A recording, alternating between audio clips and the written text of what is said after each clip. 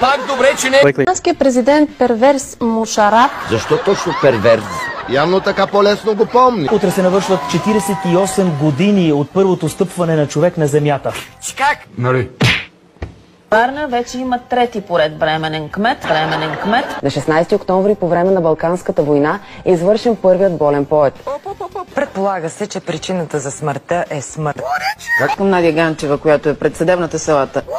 Прокуристът и бордът на директорите се оттеглиха заради недоволството на лекарите. В изказването си той провокира множество въпроси за това кой ще поеме... Какво да направи? Кой ще поеме Бъкингамския дворец. Ще разговарям с депутето. Подът е жълт за снежна покривка около и над 20 градуса. Ох, пак добре, че не е в минути. Поривите на вятър вече стигат до 70 км в час. С максимални температури между 15 и 20 грама. Така си мога да го поема целия. Цялата северна половина от страната с оранжев кон.